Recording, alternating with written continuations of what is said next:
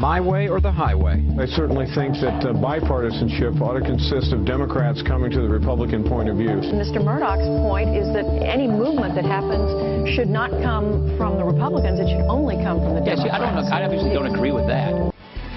Paul Ryan tried to fix those comments from a May interview. Appearing at a fundraiser in Indianapolis, he also said, quote, "Look at how dysfunctional the United States Senate has become. We need principled, effective conservatives to help us get things done, to help us break the logjam. The way you do that is you help us by sending Richard Murdoch." Joining me now, Stu Rothenberg, editor of the Rothenberg Political Report and a columnist, of course, for Roll Call. So, Stu, campaigns matter, don't they? Oh, they do. Matter. They do, Chuck. Connecticut and Indiana. Yeah, and I think people whose time frame is just the last 3 elections, the last 6 years, may forget that, because in 2006, 8, and 10, swing voters behaved very much as partisans. So if you were a swing voter, you started thinking in 2006 and 8 like a Democrat, and you voted like a Democrat. In 2010, swing voters' views reflected Republican assumptions about the president, his performance. They voted that way. But think before that, we had a lot of ticket splitting, and I think you're right. This year, candidates and campaigns matter much more than they did in 2006, 8, or 10. You know, and funny, when you see these ticket splitting, so we're seeing it in Connecticut, we're seeing it in some polling in Indiana, we're seeing it in North Dakota. And Massachusetts. And absolutely. Massachusetts. Yeah, absolutely. You know, and then I look at Virginia, where there's been a consistent number of polls that have showed George Allen outperforming Mitt Romney. What's going on there? Well, Virginia is a hard state to figure out, actually, at the moment. You know, I think Virginia, the state, is divided between the northern suburbs and conservative rural areas, and I think that voters, George Allen is a likable guy. I mean, one of the knocks on Richard Murdoch is he's less than likable. He comes across as a little stiff and bitter.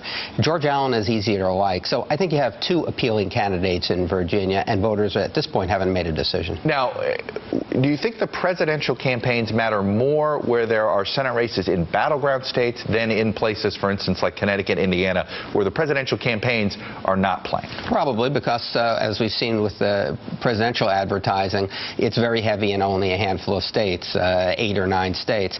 And so if you're in Connecticut and there's not a lot of presidential advertising, Linda McMahon doesn't have to deal with all that. But if you're Connie Mack, you have to have Mitt Romney win Florida. I think you're to pick a state, ditto Ohio. I think so. And the same thing with Josh Mandel in Ohio. Yeah, Romney has to win Ohio for Josh Mandel to win. Shelley Berkeley in Nevada for an Obama. I think that's the case, too. And ditto Wisconsin. Yeah, and some of it has to do with the margin. Look, President Obama won Massachusetts 4 years ago by 695,000 votes. Right. I don't know how many votes, how many Obama votes Scott Brown can get, but I know it's a lot easier for him if the president wins Massachusetts by only 500,000 votes. We're going all over the map, but let's stick with Massachusetts. 4 polls in a row have now shown Warren ahead. What's going on? Well, it appears to be some short-term movement to her. We've had a movement back and forth in the state. I think it depends on who has what add up and what the narrative is. These states are going to continue to move back and forth. I wouldn't assume that where we are today is where we're going to be in November for all these states. Senate control, where's it at right now? Well, a year ago, I would have told you the Republicans are more likely than not to win the Senate. I think now that's no longer the case. We have it as a jump ball, although the Republicans, they still have enough opportunities. They would need to win Nebraska, North Dakota, Wisconsin, Virginia, and Montana. They really have to kind of pull an inside straight here. So it's harder. I think if you ask me who's more likely than not to win the Senate, I would have to say today I was going to say the Democrats. Is there a viable scenario where Republicans win the Senate and Obama wins the presidency?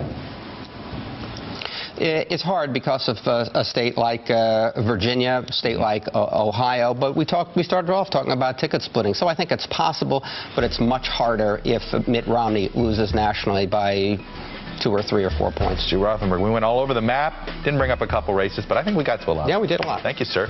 Our political panel is next, but first, the White House Super